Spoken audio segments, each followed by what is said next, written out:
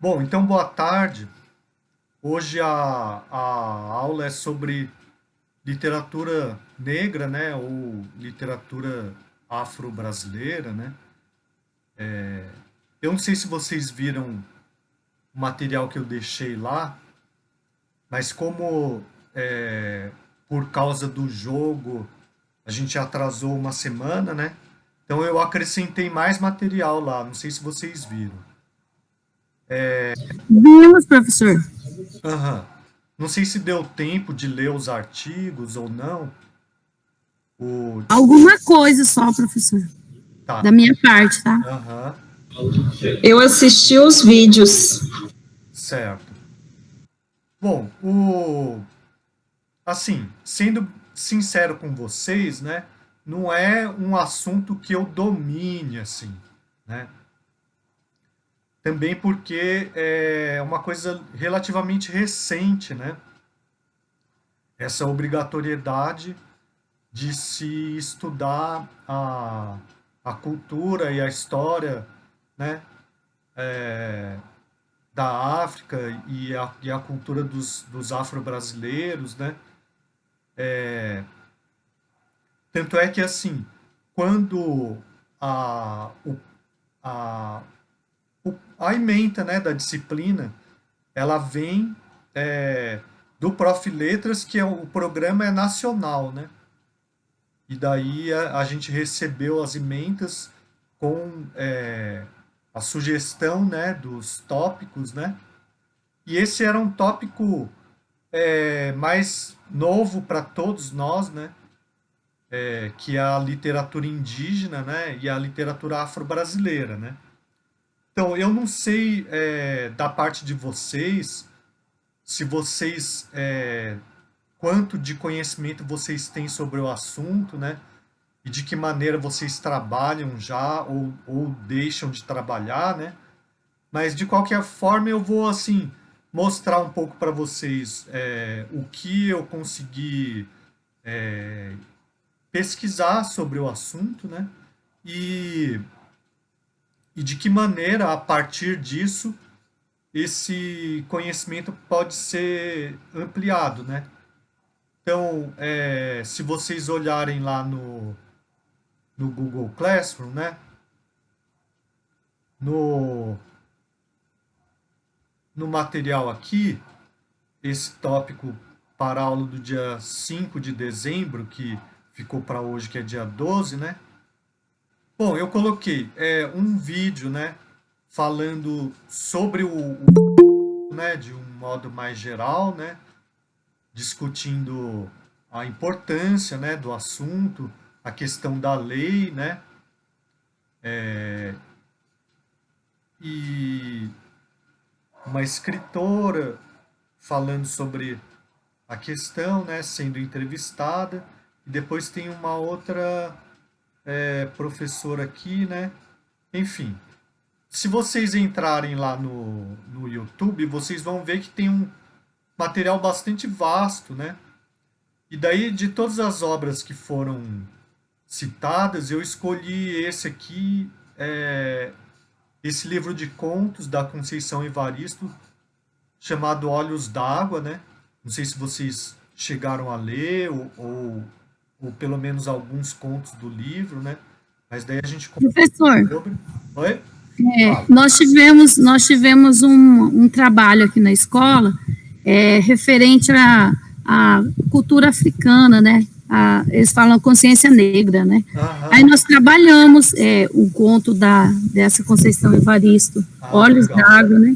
Aí, inclusive, achei o livro lá na biblioteca da escola, Aham. trabalhei uns contos lá com os alunos, Certo. muito bom o texto dela.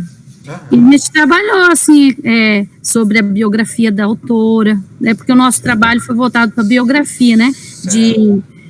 de pessoas conhecidas que trabalham na literatura, no cinema, negros, né, Aham. e aí eles Entendi. fizeram a biografia, fizeram inclusive da Conceição Evaristo, eles Ah, fizeram a legal. biografia dela.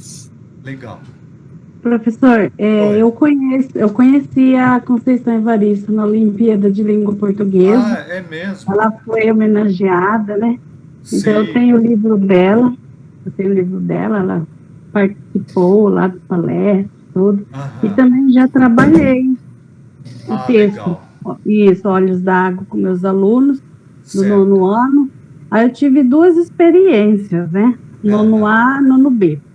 Então, o primeiro nono A, assim, foi no mesmo dia. Eu trabalhei assim, mais olhando para o lado do Dia das Mães, né? Dia das Mães, valorização, a mãe venceu, né? A mãe vive a emoção, né? Os olhos sempre cheios Aham. d'água, na alegria, na dor. Sim. Aí, só que meus alunos do nono A, eles viram, assim, o texto mais, assim, para o lado da macumba, né, da cultura. Ó, a professora trouxe um livro, um texto de macumba, né, fala muito de Oxum. Então, também é o desconhecimento, né, a aceitabilidade desse texto nessa turma não Aham. foi boa. Enquanto na outra, já foi, eles elogiaram, tá? Texto Sim. afrodescendente, as palavras, tudo. Então, Certo. foram dois momentos, assim, bem diferentes com esse texto, né? E eu Aham. trabalho muito a questão da mãe, né? Sim. Ela emotiva, né? A mãe é muito, sim, tanto feliz, o filho feliz, ela tá, os olhos estão brilhando, né? Na hora da decepção, da tristeza, da fome, também os olhos da mãe ali, né, emocionados. Então, eu tive Aham. duas experiências com esse Entendi. texto, assim. Certo.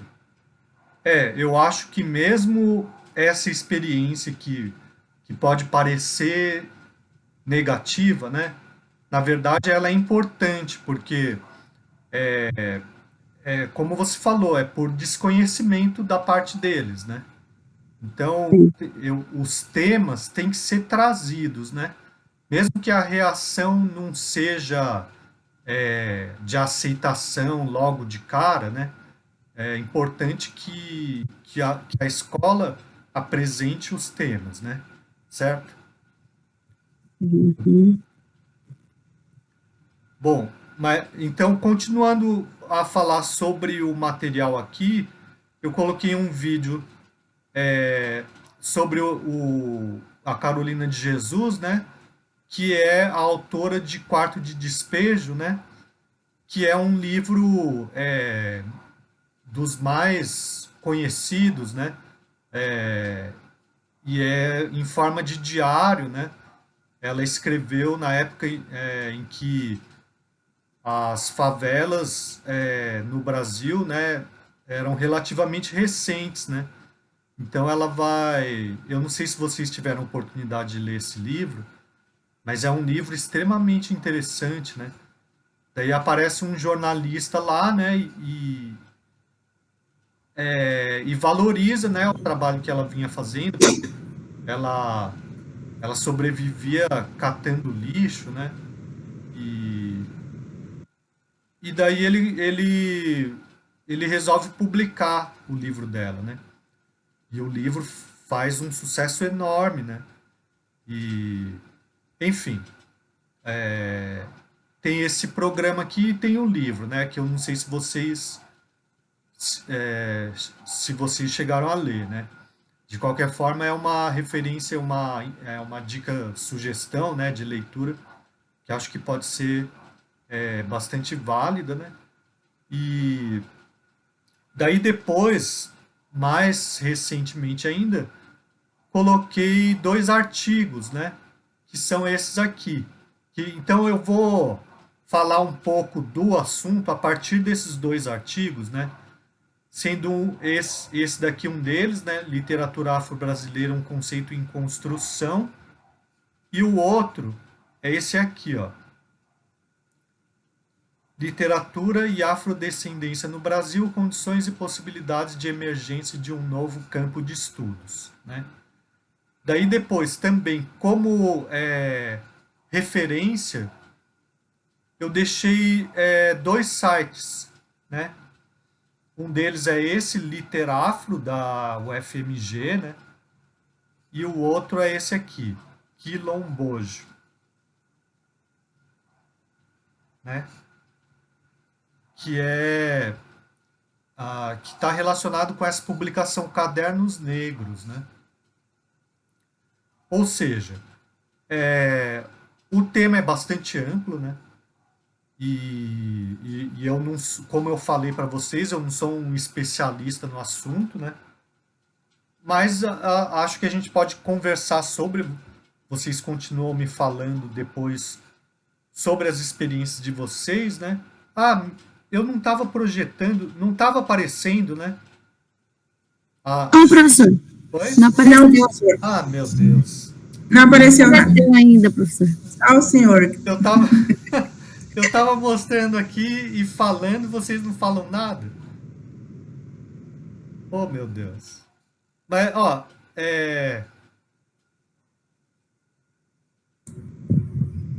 Agora sim. Vocês tinham que ter falado que não estavam vendo. Mas, enfim, basta olhar lá, né, no Google Classroom, né, para vocês verem o que eu estava falando, né, no tópico aqui, certo? Tudo bem?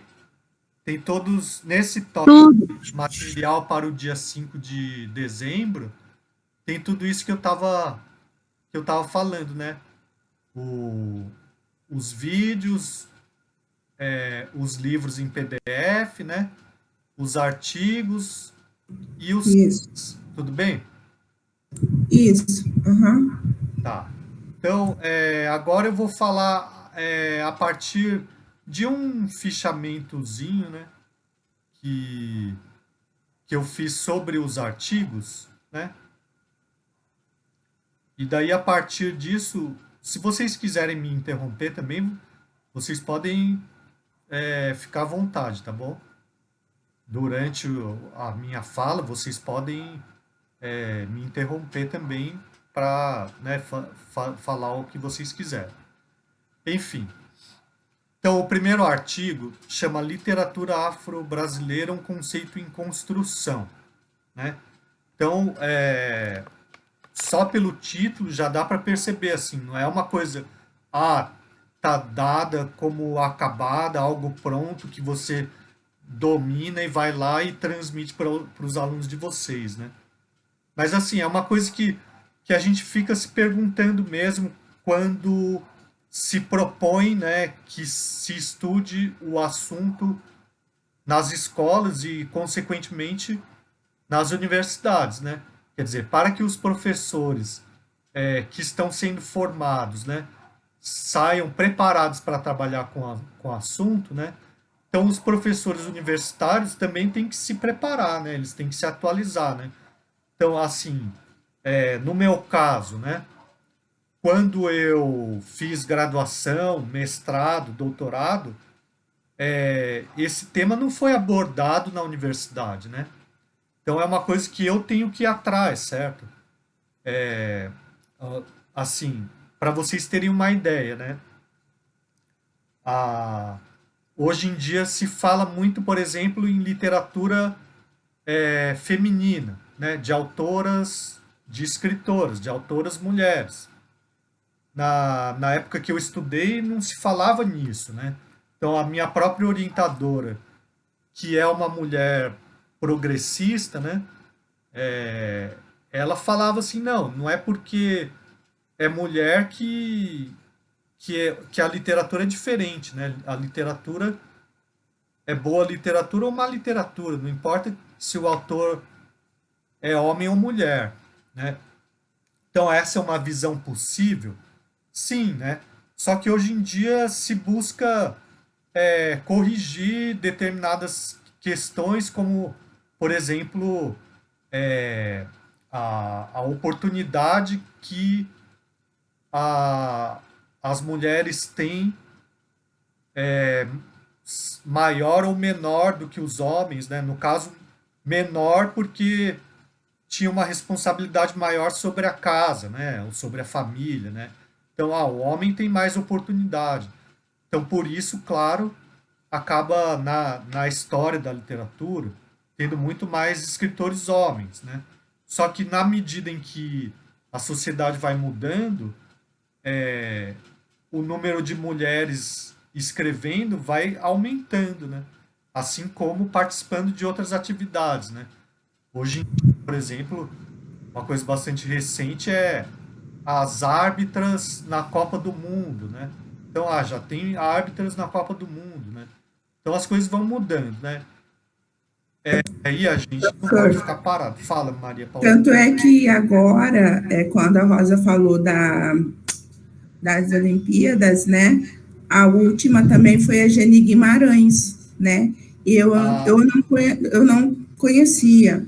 Então, sei. eu também participei dessa última e ela foi a homenageada. A partir Aham. desse momento que eu comecei a conhecê-la, sabe? Eu não Então, conheço foi dando também. destaque. Hã? Eu não conheço. Não conhece? Não. Ela também é uma escritora, Ah, sabe? sim. É negra, né? E também veio assim, fazendo o percurso dela. Então, acho que foi 2019, né, Rosa? Eu não me lembro. Que a gente Sim, viajou, Sei. sim, houve foi a 2019. Uhum. Olimpíadas da Língua Portuguesa, foi ela homenageada. Ah, legal. Eu vou procurar também me informar. Mas enfim, então a questão de gênero, etnia, né, são questões é, que cada vez mais vão ganhando espaço, né? Então a gente tem que se atualizar, né? Daí então eu fiquei me perguntando assim, bom, literatura afro-brasileira, né? A gente já tem escritores negros na tradição da literatura brasileira, né? E o maior dos escritores brasileiros, ou um dos maiores pelo menos, é o Machado de Assis, né? E ele é afrodescendente, ou mulato, né? E então, quando a gente estuda a literatura afro-brasileira, a gente estuda, é o Machado de Assis, Lima Barreto, Cruz e Souza, são esses autores, né? Então, isso é um aspecto também, né? Daí, então, quando eu li o livro Olhos d'Água, né, da Conceição Evaristo, eu também fiquei pensando, bom, de que maneira ela retrata os personagens negros, né? E qual a diferença entre o retrato que ela faz e aquilo que a mídia, de um modo, faz, né? Bom, a diferença crucial é que ela é negra. Ela conhece a realidade daqueles personagens, né? Então ela não está retratando de fora, né?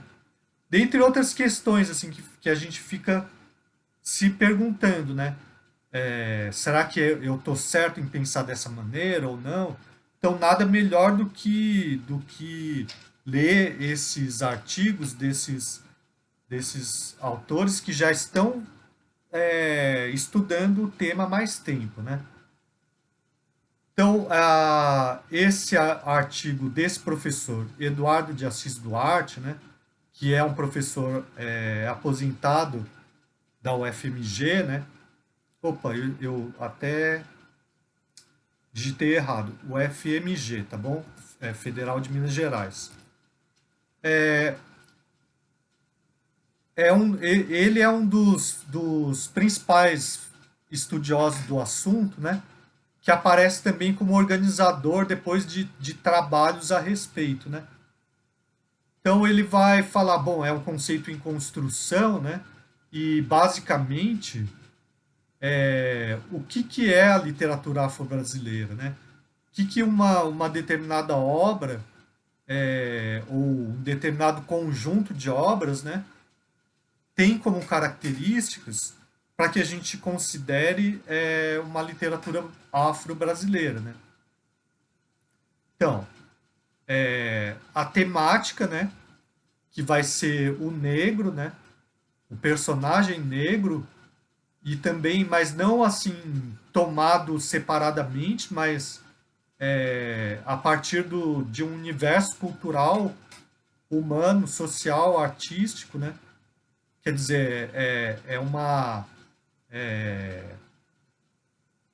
que é uma parte da realidade brasileira, uma parte da cultura brasileira, que vem sendo deixada de lado, né, marginalizada. Então, é por isso que é importante reconhecer, né, o valor, certo? Então, a temática vai ser essa, mas não vista de fora, mas vista pelo autor negro, pelo autor afro-brasileiro, certo? Então, o ponto de vista também é importante, né? Porque esse autor não basta que ele seja negro, mas que ele assuma essa condição, né? E como algo afirmativo, né? Então, o sujeito da enunciação que se afirma e se quer negro, certo? A linguagem é uma outra coisa importante, né? E na linguagem tem um aspecto cultural, né? Então, uma discursividade específica marcada pela expressão de ritmos e significados novos e mesmo de um vocabulário pertencente às práticas linguísticas oriundas de África inseridas no processo transculturador em curso no Brasil, né? Então, é claro que a língua portuguesa acaba sendo dominante, né? Mas tem vários aspectos linguísticos que estão relacionados com as culturas africanas, né? E com a realidade que se cria aqui no Brasil a partir dessas culturas, né? E, por fim, a importância de se criar um público, né? Um público leitor dessas obras, além do público leitor de um modo geral, certo? Então, é importante também que se crie a condição cada vez maior para que o público afrodescendente tenha acesso e participação, né, do processo, certo? Então, é claro que eu estou falando aqui de um modo bastante geral do que trata no artigo, né? Mas vocês podem ali, se não tiverem feito isso, né, acessar o artigo e ler, né? A ideia é essa, né? Que fique só esses tópicos, né, como ponto de partida para a discussão, certo? Então, se vocês quiserem ali, é só lerem o artigo e se depois, tendo lido, quiserem questionar alguma coisa que eu disse, vocês fiquem completamente à vontade, né? Por exemplo, durante a leitura, eu fiquei... eu não concordei exatamente com tudo, né? Tem uma coisa que me incomodou um pouco, que é a seguinte. Num determinado momento, esse professor ele fala do Machado de Assis, né? Bom, claro, ó, ele vai se baseando em outros autores, ele vai citando os autores, né? Então tudo isso é muito importante, né? A gente vai criando, né, um diálogo, quer dizer, a gente vai participando do diálogo que já está em curso faz algumas décadas, né? Certo? Mas agora, cada vez mais, ele vai ganhando espaço, né? Mas o que eu discordei, por exemplo, do que ele fala, quando ele fala do Machado de Assis, ele vai citar dois críticos, né? Que é esse, o Sidney Chalub e o Roberto Schwartz. E ele vai falar, conforme demonstra Chalub, ao contrário da leitura de Schwartz, a crítica machadiana não visa apenas ao aprimoramento dessa ideologia, mas a sua denúncia, a ideologia dominante, né? Daí ele cita ali uma obra do Roberto Schwartz, que é ao Vencedor as Batatas, né? Mas, na verdade, o Roberto Schwartz está fazendo exatamente a mesma coisa, ou seja, mostrando de que maneira o Machado de Assis questiona a ideologia dominante a partir da obra dele, né? Mais especificamente a partir de Memórias Póstumas de Brás Cubas, né? Então, esse primeiro livro, Ao Vencedor as Batatas, fala do processo de formação do Machado de Assis, né? E esse processo de formação dele se dá gradualmente na sequência dos vários romances, né? Então, de acordo com o que o Roberto Schwarz mostra, o Machado de Assis vai aprendendo a própria... Vai desenvolvendo, né, uma forma de escrever romance no Brasil a partir daquilo que já tinha sido feito, né, mais especificamente pelo José de Alencar, até que ele cria uma forma completamente nova e muito mais crítica, né, com Memórias Póstumas de Brás Cubas, né? Então, me parece que essa crítica aqui do Eduardo de Assis, né? Peraí, eu esqueci o nome dele. É um pouco injusta com o Roberto Schwarz, né? Eduardo de Assis Duarte, né? Enfim, o que eu estou querendo dizer é assim: a gente não deve, aliás, nunca, né, com nenhum autor, tomar tudo que é dito ali como verdade, pronto e acabou, né? A ideia é justamente se inteirar do assunto e pensar de maneira crítica, certo? De qualquer forma, para mim, a grande maioria das coisas que ele fala aqui é novidade, né? Não são coisas que eu já tenha estudado, certo? Então, fica também uma porção de referências de outros autores, né? E, claro, nas referências bibliográficas, né? Certo? Bom, o outro artigo que eu coloquei vai falar dos estudos de crítica e também de algumas da produção literária, claro, né? Então, literatura e afrodescendência. Vai falando do desenvolvimento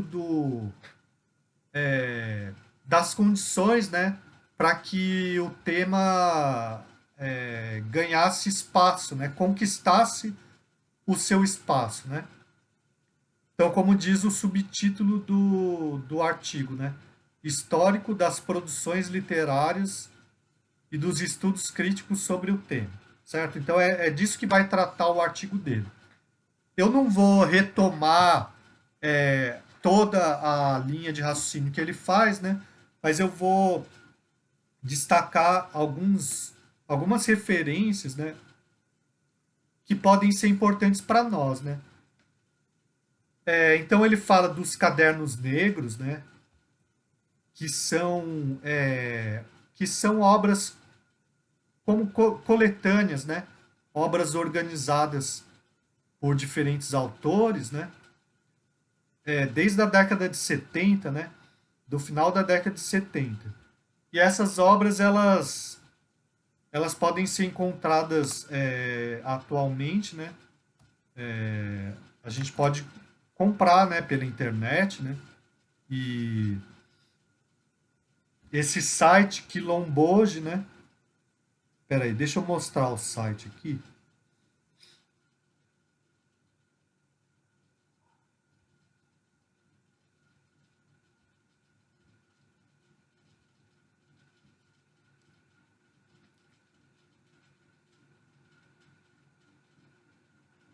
Esse site aqui, ele está relacionado com o grupo que organiza os cadernos negros, certo? Então, fala de todo o histórico e tal, né? Certo?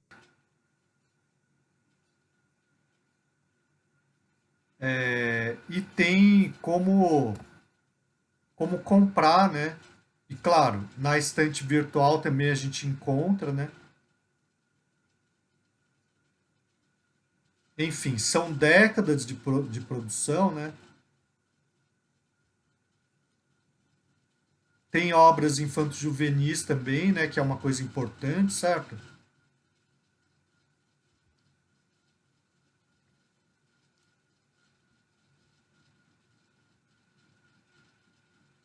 Enfim, é questão de, conforme o interesse e, né, a necessidade de vocês no trabalho em sala de aula, vocês vão explorando isso, né? Bom, daí depois também tem essa antologia, Literatura e Afrodescendência no Brasil. Deixa eu ver se eu acho que é uma antologia. São 4 volumes, né?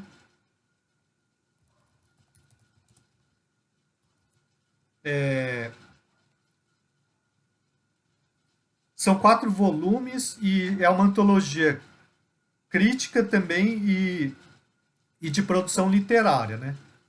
Então, também está disponível ali, né? Ah, também ela é organizada por aquele professor que é o autor do artigo anterior, né? E por uma outra autora que chama Maria Nazaré Soares Fonseca, certo?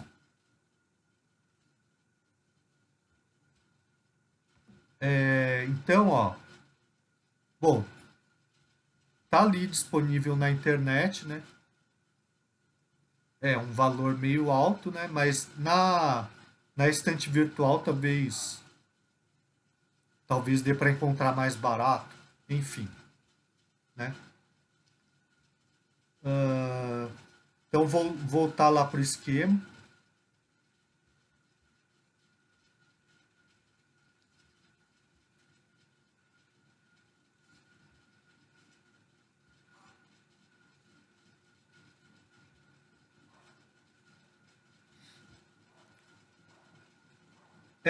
Então, outra referência é esse, Portal da Literatura Afro-Brasileira, né, da UFMG.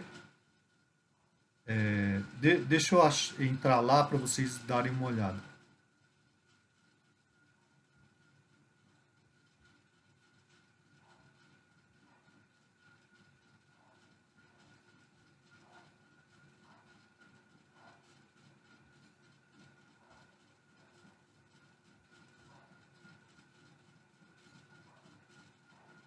Ó, esse aqui, ó.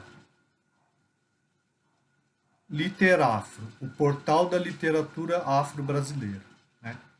Então aqui também tem bastante informação, né? Certo? Várias sugestões de obras e tal, né?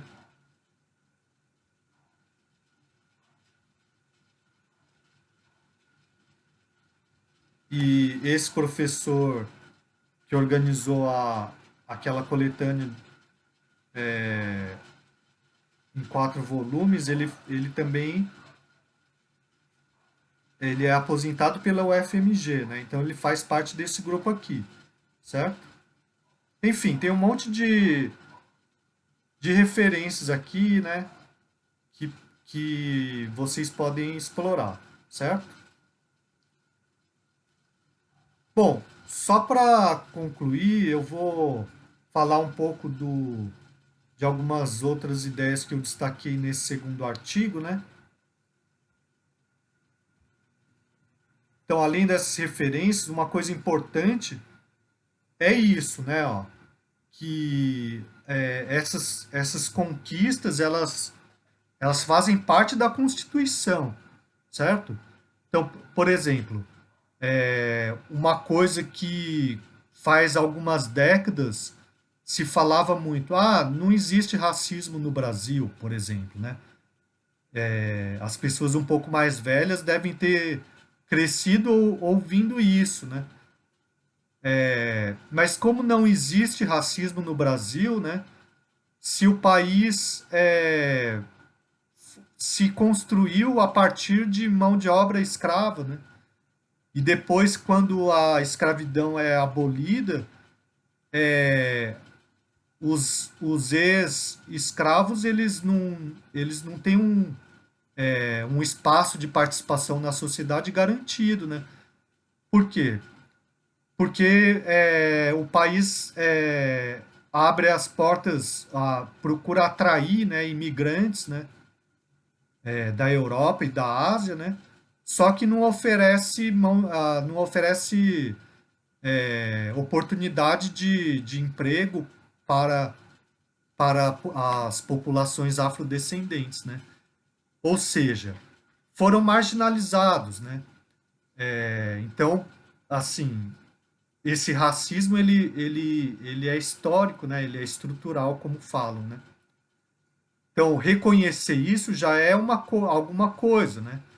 E isso está na Constituição, certo? Então, o racismo passa a ser considerado crime. O ensino da história da África e da cultura africana e afro-brasileira se torna obrigatório no ensino básico. Então, tudo isso, né, a partir do final da década de 80, né? Espera aí, deixa eu aumentar aqui um pouco.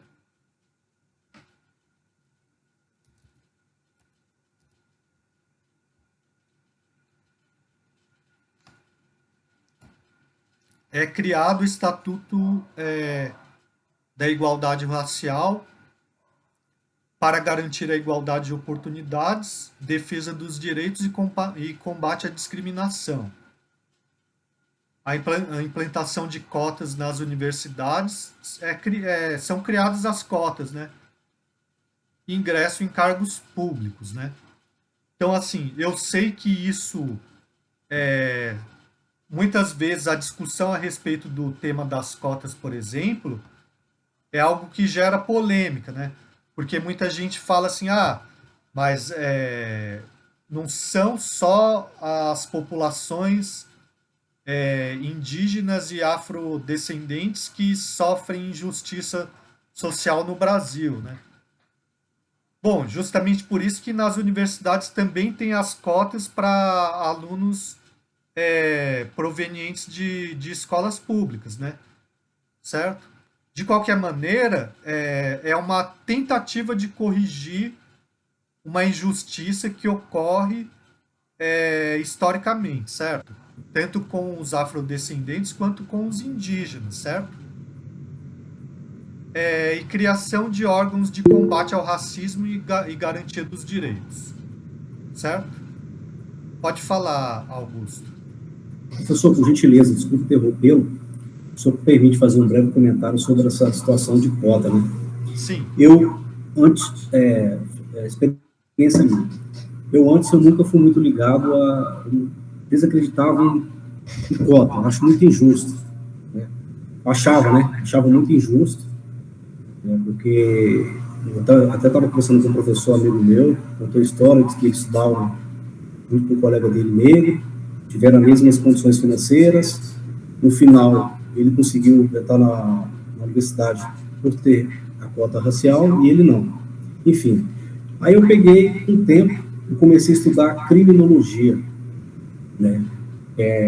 A criminologia, fugindo um pouco só desse assunto, a criminologia, ela estuda o preso, né, o processo depois que o preso, a ressocialização dele, aí que eu fui começar a entender, né, na criminologia falava, esse processo de racismo. Por que foi criada essa cota racial? Vou dar um exemplo do meu exército, eu como militar do exército. A minha turma de sargentos, nós somos 70. Né? Na época, quando eu fiz o concurso, ainda não tinha cota racial, hoje tem, 5 anos para cá tem. Só outros concursos, mas o exército não tinha. E aí pegava uma turma de 70, por exemplo, a minha, tinham 4, 5 negros, certo? A gente pega uma sala de alunos nossos, dependendo daquele público ali, né? Tem poucos, dependendo da escola, do colégio militar, tem poucos negros. Aí por que da cota social? Aí que eu fui entender, né? Hoje, por isso que eu concordo com a questão da cota racial.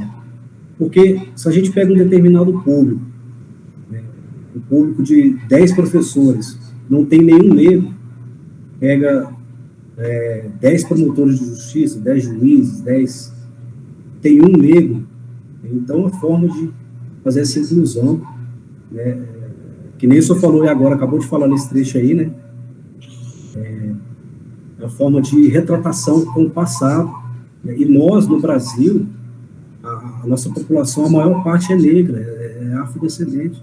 Então, como que, de certa forma, realmente é injusto, como que, né, já que os negros são as maiorias, os afrodescendentes, não estão incluídos nessas classes, né, às vezes uma classe mais significativa, outra menos significativa. É só um breve comentário com relação ao texto que falou, mas é extremamente importante essa valorização, sim, principalmente na literatura. Né? Sim. Essa situação da literatura africana, esse livro aqui é um reconto, ele é mais voltado para a 4ª, 5ª série. É um reconto popular desenhado, né?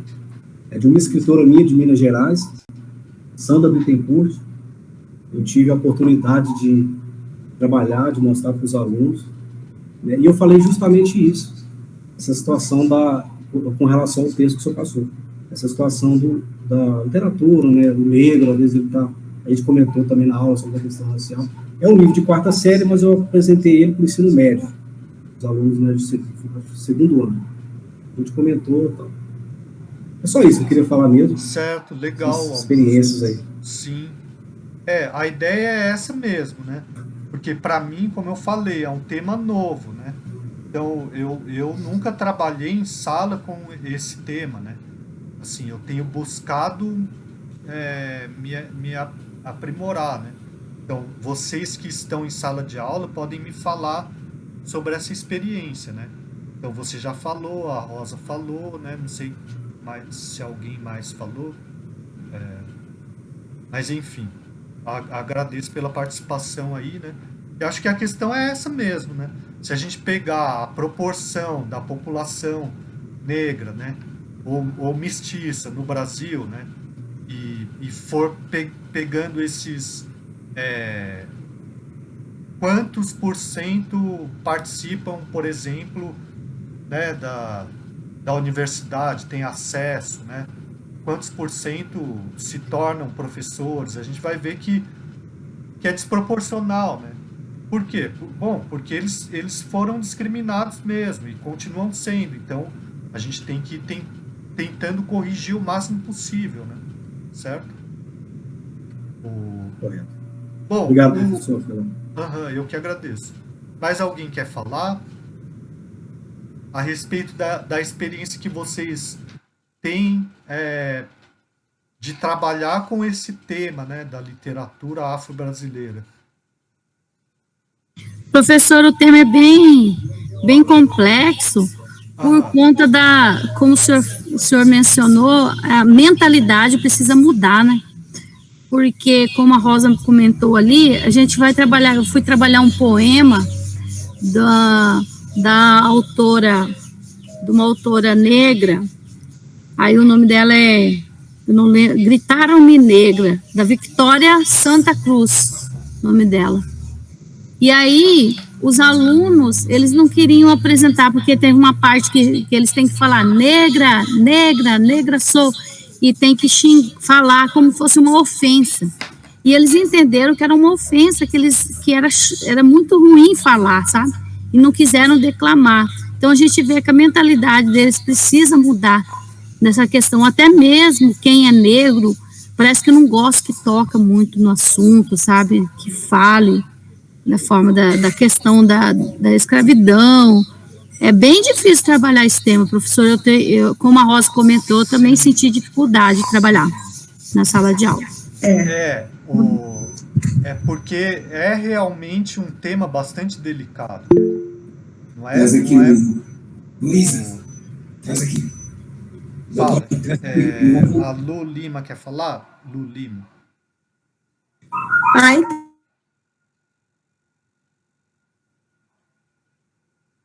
Pode falar.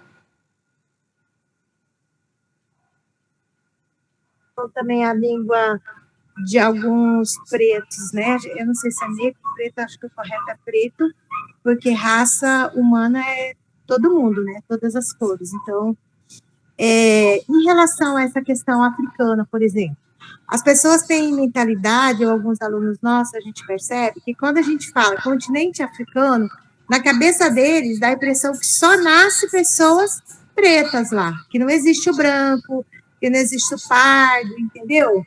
E não existe também uma cultura de povos diferentes, de cores diferentes, né? Então, o Brasil ainda está muito forte essa questão da relação com a África, né, de achar que a cultura africana é só macumba, feitiço e tal, e as pessoas acabam trazendo isso para dentro da sala de aula, os próprios pais, até dos alunos, a própria cultura brasileira, como uma coisa, assim, diabólica, né, como uma coisa negativa, e muitas dessas palavras têm outros significados, porque a África não é um país só de macumbeiro, então ainda tem essa imagem, sim, essa crosta grande de que a África não tem nada que presta, só tem pobre, miserável e preto lá, né? Então, esses africanos que vieram para o Brasil, eles tinham que ser mesmo escravos, porque eles eram pobres, estavam passando necessidade lá, que tem uma visão distorcida do continente africano, nós temos nos nossos alunos, uma visão distorcida também, uma falta de compreensão da própria linguagem, né? Saber que o continente africano tem vários idiomas, e que algumas dessas palavras que veio, que está dentro da nossa cultura, né? Como, por exemplo, a palavra macumba, né? Que é um instrumento musical, não é isso? E que as pessoas acham que é um feitiço para encantar, para fazer o mal. Então, assim, tem muitas distorções que precisam ser esclarecidas, né, dentro das salas de aulas e destruir um pouco esse muro de discriminação que existe, que é muito forte isso, realmente. E a gente tem muita dificuldade quando a gente vem trabalhar esses textos, porque aí ele parte para um lado religioso muito forte e que acaba até confundindo as crianças e até os professores que não têm conhecimento, né? Então, a gente precisa mesmo buscar uma outra forma na nossa prática pedagógica de estar destruindo esse muro aí de preconceito em relação a esse povo, tá? E ao continente africano. Mostrar para as crianças que lá esse continente tem muitas coisas boas, que tem muitos países maravilhosos, que o povo também lá é tão parecido quanto o brasileiro, né, que é uma mistura de cores, e que também tem hotéis bons, que também tem muitas coisas boas para se fazer lá, e uma cultura admirável. Né? Porque parece que a cultura da África, na mente dos estudantes brasileiros e do povo brasileiro, ficou só aquela coisa da macumba, do feitiço, do lado negativo, entendeu? Só para coisa religiosa, e não é isso. A África, o continente africano tem países de várias religiões, povos que falam diversas línguas diferentes, então a gente tem que focar mais em trazer essa realidade para nossas salas de aula. Sim, eu agradeço, Lu Lima. Acho que é verdade, sim. A gente também precisa conhecer melhor, né? Esse desconhecimento também é nosso, né? Sim, desmitificar isso, né? Sim, Desmitificar essa cultura, né? Do continente lá. Não, então, a questão religiosa também tanto a religião quanto a questão do racismo, né? São temas delicados, né? Bastante delicados, porque tocam em coisas da pessoa, né? Que às vezes a pessoa não quer não quer falar a respeito, né? Ela prefere se firmar naquele ponto de vista que ela já tem, né? Que ela já adquiriu, né? Do que Sim. conhecer um outro leque de conhecimento, né? A gente precisa tirar as cortinas um pouco dos nossos olhos, né? Porque... eu acho que uma coisa importante, por exemplo, quando a gente lê os textos, né, produzidos pelos autores afrodescendentes, Sim. Ouvir, né? É alguém que está falando algo para você a respeito da realidade dele, né? Essa realidade ela não é suficientemente conhecida por nós, né? Então, é verdade o que a Luciane falou também, assim, não são, não são temas fáceis de trabalhar, né? A questão do racismo, né, é extremamente difícil, né? Assim, claro que eu não sou conhecedor da realidade dos afrodescendentes, mas assim, eu também não faço parte da maioria, né? Certo? Eu também sou uma minoria étnica aqui, né? Então, de alguma maneira, eu sei do que se trata, né? Claro que de uma forma bem menos grave, bem menos excludente, né? Mas, enfim, e a religiosidade também, né? São questões bastante complexas e delicadas, né? Fala, Cristina. Professor, eu trabalhei o Mandela com os alunos, a biografia dele. E depois eu fiz um trabalho com eles, que eles fizeram história em quadrinhos sobre uma parte do livro que eles gostaram, né? E eu achei muito interessante que um dos alunos, ele fez uma história em quadrinhos e ele colocou o Mandela como vilão. E ele coloca uma frase assim, ó, que o Mandela não era tão bom assim, porque ele assassinou muita gente também. Eu falei, olha só, assim, o livro não dava abertura para esse olhar, mas o menino teve esse olhar também. Então, não estou entrando no quesito dos estereótipos, de nada. É um olhar, assim, que ele teve, que na hora eu falei, gente, mas ninguém fez com esse olhar. Eu fiquei muito admirada, né, do menino do 7º ano, e ele ter esse olhar para a biografia do Mandela. Só isso que eu queria falar, que me marcou muito, assim. Aham. Certo, obrigado, Cristina. Tem um comentário aqui no chat aqui. Augusto César. As principais inspirações para os escritores da literatura africana são certamente a terra, os conflitos vividos na região, assim como a beleza dos lugares que existem por lá e dos sofrimentos que passaram nos setores social e político. Pois é, os países africanos, eles também foram colonizados, né? E as independências dos países africanos são posteriores, né? A independência, as independências dos países latino-americanos, né? Então, é uma realidade sofrida, sim, é um povo que foi extremamente explorado, né? Então, realmente é uma realidade sofrida, né? Se a gente estudar a literatura africana, né? As literaturas de países africanos, né?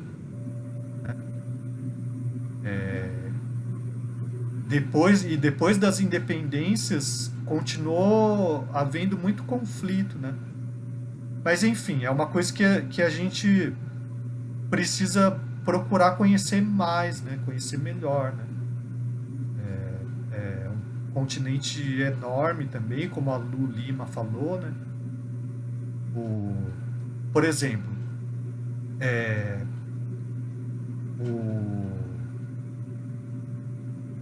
na Copa do Mundo, né? Como que chama o país que passou para semifinais? Marrocos, né? Pois é. Marrocos é bem próximo ali de Portugal, Espanha, né? Eles são islâmicos, né? Então, assim, é um continente bastante diverso mesmo, né? Tem o Egito ali, né? E tem os países mais ao sul da África, né? Enfim. A gente sabe muito pouco a respeito desse continente enorme, né? Mas fala, Maria Paulina. Ah, professora, é só para contribuir mesmo com o que as meninas disseram na escola, me surpreendeu também, porque tem uma professora que construiu o projeto dela em cima desse tema, né, da literatura, eu me esqueci o nome, mas está falando da consciência negra. Aí, essa semana, a Semana da Consciência, aí todos os professores trabalharam o tema, tudinho. Aí eu fui, em um primeiro ano, né, que eu fui visitar, aí a professora disse que a maioria das crianças não queria pintar, sabe, o desenho com a cor preta, que é a cor, né, dos negros. Então, eu falei, sério? Ela falou, sério, foram pouquíssimas. A maioria quis pintar de marronzinho, ficar meio rosa, meio rosé, né? Então, até os próprios, até tinha lá também um menininho negro, né? Até ele mesmo não quis. Então, eu fiquei surpresa com isso, sabe? Sim. Essa mentalidade, né, que vem de casa, claro, né, a criança não constrói sozinha, vem tudo isso, eu acredito que venha da família, de casa, então eu fiquei muito surpresa com isso. A respeito disso, a gente tem que pensar o seguinte, quando um pouco depois de eu me formar, um amigo meu me chamou para participar de uma coleção de livros que ia tratar de alguns temas, assim, eram livros paradidáticos, né? E daí tinha alguns temas, assim, como racismo, né? Trabalho infantil, lazer, alguns temas assim. Eu lembro desses dois, racismo e trabalho infantil, porque eu fiquei exatamente com esses dois temas, né? É um tema difícil, né? Porque vai tratar de questões, como eu falei, íntimas para nós, né? Agora, a questão é assim, se a gente for pegar as características, né? De brancos, negros e amarelos, supondo que esses sejam os três grandes grupos, ou, né, os indígenas e os asiáticos, eles têm características físicas parecidas, né? Agora, se a gente pegar assim, brancos, negros e amarelos, e tentar caracterizar fisicamente, né? O que acontece, né? Que não existe um limite claro entre o que é um negro e o que é um branco, pegando só uma característica, que é a cor da pele, certo? Né? Existem vários tons de pele que são contínuos, desde da pele mais clara até a pele mais escura, né? Então, geralmente a gente não fala sobre isso. Ou se a gente pegar assim, o formato do nariz, o tipo de cabelo, né? Então, o cabelo, a cor do cabelo, ou o quão liso ou crespo ele é. São características físicas, né? Certo? O nariz mais arredondado ou mais fino, né? Agora, se a gente pegar assim, essas características e pegar um conjunto enorme de pessoas, a gente vai ver que é um contínuo. Não existe um ponto exato, falar daqui para lá é negro, daqui para lá é preto, né? Ou o formato do olho para o asiático, daqui para lá é asiático, daqui para lá é ocidental, né? Ou então mesmo o Oriente ou o Ocidente, a diferença não é né? Lá geograficamente no globo terrestre tem lá o meridiano ali, sei lá, né? Mas a mistura, a variedade de povos é enorme, né? E essas características físicas, elas são um contínuo, né? Então, isso significa o quê? Significa que não existe uma separação clara entre o que é um negro e o que é um branco, certo? Então, nessa pesquisa que eu fiz também, dizia o seguinte, né? Se a gente pegar percentualmente, né, qual é a diferença genética que existe entre qualquer... Pega 2 seres humanos, o mais diferente possíveis, né, de acordo com essas características. As semelhanças entre eles, do ponto de vista genético, é muito, muito, muito maior, certo? Então, essa que é a questão, né? Se a gente quiser dizer assim, existem grupos raciais, são 3 ou 4 grandes grupos, né? Agora, a separação, o limite entre o que é um e o que é o outro, não é completamente claro. Também porque os grupos se misturam, certo? Não é assim? Então, agora, isso não significa que a gente vai falar, todo mundo é igual, porque as pessoas não são iguais. Só que elas têm direitos iguais, são igualmente humanas, certo? Então, uma coisa é essa, do que a gente chama de raça, né? Embora a espécie seja a mesma. Mas também é que não existe uma separação muito clara entre uma raça e outra. E no interior da própria raça, vamos supor, eu sou asiático, ou descendente de asiático. Se vocês pegarem o grupo de asiáticos entre si, vai ter uma variedade enorme, né?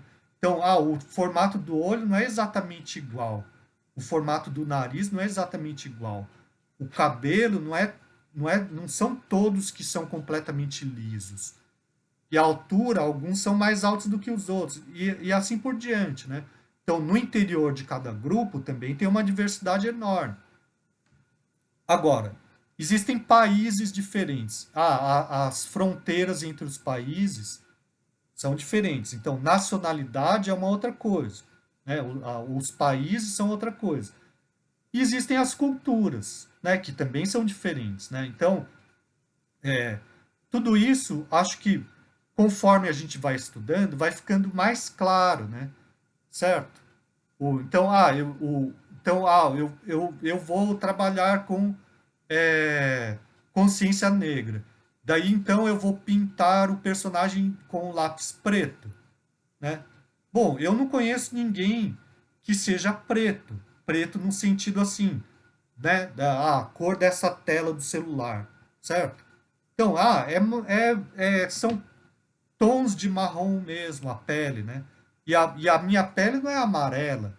A pele de ninguém aqui é completamente branca, certo? Isso é cor, né? Cor da pele, é uma característica física. Então, se eu quiser que o meu aluno pinte o personagem dele com o lápis preto número 60, e ele disser, não, eu não quero, bom, então pinta da cor que você quiser, né? Qual é a cor que você acha que o seu personagem tem, certo? Ou então, vamos falar... Vocês estão entendendo o que eu estou dizendo?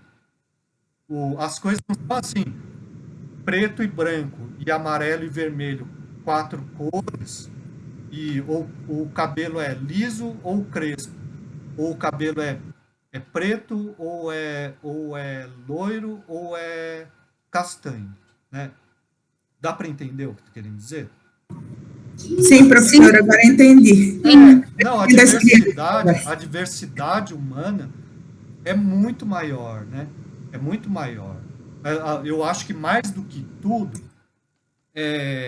as pessoas têm que respeitar as diferenças, né? Certo? E não ter, assim, não é um tema sobre o qual a gente consiga falar completamente à vontade, porque envolve questões íntimas, né?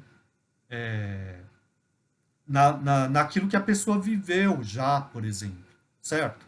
Né?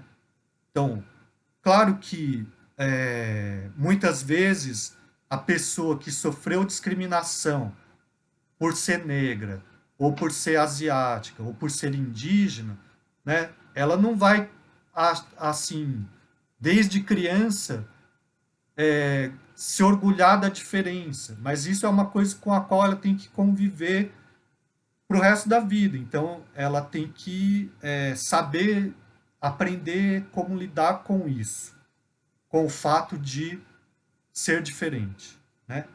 Tudo bem? Certo? Tudo. Uhum. A religião é outra coisa também, né? Bom, a criança cresce ouvindo falar isso é ruim, isso é ruim, isso é ruim. Daí, na escola, vão tentar tratar disso, né? Então, enfim, são temas delicados, né? Tanto religiosidade, religião, gênero, raça, né? Só que, bom, a gente tem que, tentando, né, ter o máximo respeito pelo outro, né, falar sobre isso, porque algumas grandes injustiças são cometidas, né, em nome de coisas supostamente, por exemplo, falando de uma forma mais clara, né, racismo, né, o que é o racismo, né? Racismo é a ideia de que uma raça seja superior à outra, né? Isso é o racismo. Então, se uma é superior à outra é inferior, né? Então, e daí eu vou julgar ou tratar um outro indivíduo a partir desses valores que são falsos, né? Certo? Então, como eu falei para vocês, geneticamente, a diferença entre quaisquer dois indivíduos humanos, né, é mínima, é mínima.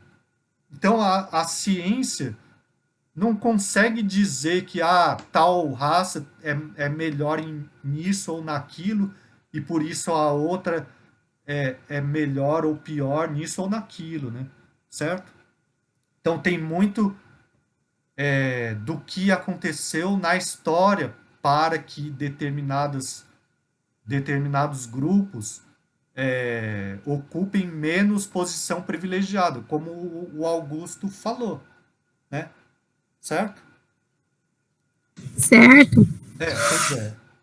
Então, assim, enfim, são temas delicados, sim, a gente tem que trabalhar com muito cuidado, né?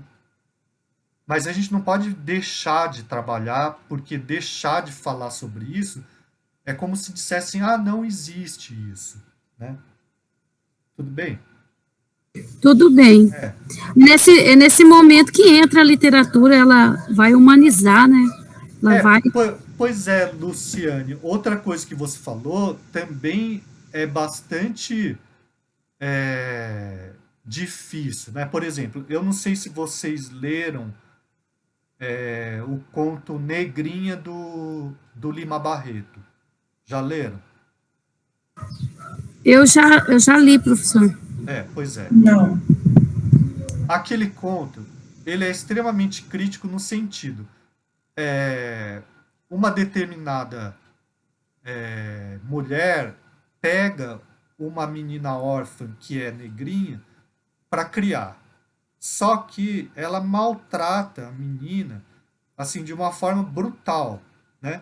E tem um determinado padre e outros personagens, ela trata como se ela estivesse, ela trata socialmente a questão como se ela estivesse fazendo uma caridade. Eu peguei essa menina órfã para criar, olha como eu sou bondosa, né? Só que ela maltrata a menina, né? Ela não trata a menina como uma criança, ela trata como se fosse um bicho, né? E o padre e outras pessoas da sociedade falam, nossa, que mulher caridosa, né? Só que é claro que esse texto ele foi escrito como uma forma de denúncia, né?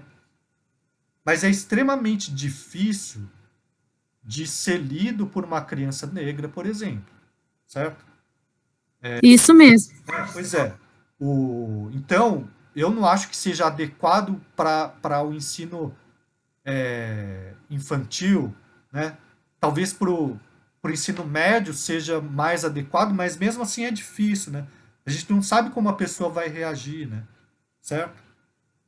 Professor, que nem o navio negreiro, tem um vídeo, né? Tem um vídeo que mostra todo aquele sofrimento quando eles trouxeram os negros. Nossa, aquele vídeo é muito difícil passar ele. Uma vez eu passei para o ensino médio, sabe? mas ele é muito forte mesmo. Aham. Aí, Pois é, acho que são coisas que a gente. Eu acho que a experiência também vai ensinando a gente como fazer, né? é verdade. Pois é. Eu já, agora, nessa visão, eu já não tenho mais, assim, eu não passaria, né, esse vídeo, porque eu acho que constrange os demais alunos, eles se sentem mal com Pois algumas é. Eu não sei exatamente como fazer, né?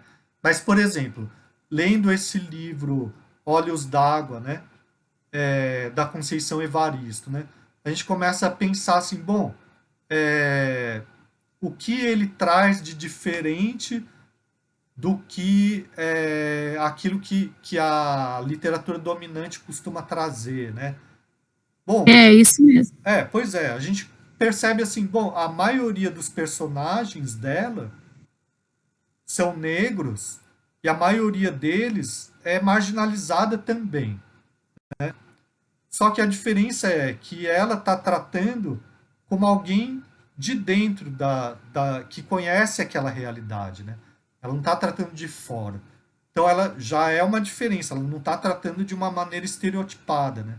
Certo? Ou Certo. a Carolina Maria de Jesus, quando ela fala da realidade dela, ela fala do ponto de vista dela, né? Então, é uma grande diferença, né? Por exemplo, qualquer um de nós que queira escrever sobre a realidade da favela vai ter dificuldade, né?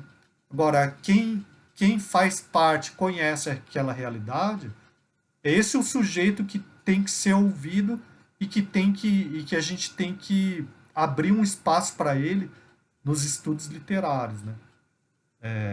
Agora, como fazer isso, levar textos como esses para a sala de aula? Bom, eu acho que é questão de ir experimentando, né? E vendo quais são as reações. Eu levei esse texto, Olhos d'Água, os alunos gostaram, porque fala de uma mãe, né, como a Rosa falou, a menina não consegue reconhecer os olhos, a cor dos olhos da mãe, então sempre ela vai, a mãe, ela também, ela assume um papel, assim, de amenizar a dor dos filhos, mostrando o céu, mostrando, então eu achei bem interessante esse conto, professor, eu achei, sim, extremamente relevante e eles gostaram. Então, Certo. assim, é uma forma bem, bem legal de trabalhar. Aham. Os outros contos são bem interessantes também. Eu li todos, né? Fiz algumas anotações. Alguns são mais interessantes do que os outros, ou eu achei mais interessantes, né? Mas é questão de vocês também explorarem e fazerem as experiências de vocês, né? Enfim, como eu falei, todos nós estamos aprendendo, né? O tempo inteiro, né? Tudo bem? Tudo. Tá. Mais alguém quer falar?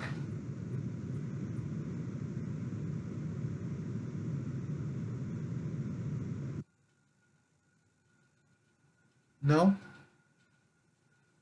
Ó, eu anotei, por exemplo, no livro, né? Tem um que eu achei bem interessante, é que eu também observo, né? Os aspectos mais literários, né? Então, eu achei bem interessante um conto chamado O Cooper de Sida, né? Achei A Gente Combinamos de Não Morrer. O último também gostei muito. Chama Aioluá, a Alegria do Nosso Povo, né? Claro, os outros também são legais, mas assim, esses que me chamaram mais atenção, né? E também eu dei uma lida só, né? Eu gosto de reler para repensar e tal. Ah, a Luciane está mostrando a capa do livro aí. Bom, enfim. Alguém mais quer falar alguma coisa? Basicamente, essa é a minha última aula, né? E eu vou Eu vou ler todos os trabalhos que vocês me mandaram e dar um retorno para vocês, né? E daí, mas vocês podem ficar tranquilos que a minha intenção aqui não é avaliar no sentido de, eu vou ver quem eu vou aprovar ou quem eu vou reprovar. A minha intenção é aprovar todo mundo, né? Aí, Ai, que bom, professor. não, Que claro, bom, professor do céu. Nós estamos com medo, né? Mentira, não, claro, professor. vocês são Então, professores, né? Glória a Deus. E a ideia é, de alguma maneira, tentar contribuir para a prática docente de vocês, né? Professor, o senhor contribuiu muito. Muito obrigada. Bom, eu que agradeço. Vocês todos contribuem demais conosco. Nós, depois que nós entramos no mestrado, nós temos outro olhar para as nossas salas de aula. Verdade. E até para o corpo docente em si, para nossos colegas professores. Nós olhamos, né, com aquele olhar de que todo mundo tem que buscar, tem que estar estudando. Sim. Porque senão vai ficando algo defasado, antigo, porque o que hoje é a resposta da teoria, amanhã pode não ser mais, né? Esse tema, por exemplo, né? Como eu falei para vocês, na época que eu me formei, não se discutia isso, né? Mas eu acho que a questão é essa mesmo, a gente sempre continuar estudando, né? Professor, é que nem aquela frase, quanto mais aprendo, menos sei, né, professor? Ou mais eu reconheço que não sei, né? É verdade. Mas então tá bom, assim, basicamente é isso, né? Eu vou conversar com o Lucilo, né? Ele faz uma aula ainda, né? O continente africano é o segundo continente do mundo que é cristão. Sim. Que mais tem cristãos. É isso? Sim, professor. Assim, porque a gente tem essa imagem que tudo que vem do continente africano é macumba, então a gente tem uma visão distorcida. Não, então, mas esse também... cara aí, esse teórico, Santo Agostinho, ele é nascido lá na África, ele é da África do Norte, esse negão aí. Não. E é um dos grandes bambambãs da teologia mundial, né? Não, sim, o Santo Agostinho, né? Sim. Mas também a gente precisa ter uma abertura para compreender as outras religiões também, né? Sim, entender que existem esses grupos lá, né, que são aquelas pessoas que lá, assim como nós temos aqui os indígenas, né, que têm suas culturas e danças e religiões diferentes, lá na África também existem esses grupos, né? De pessoas. Sim, na África, na Ásia e povos originários aqui, né? Exatamente. Pois é. O próprio cristianismo, ele não é ocidental, né?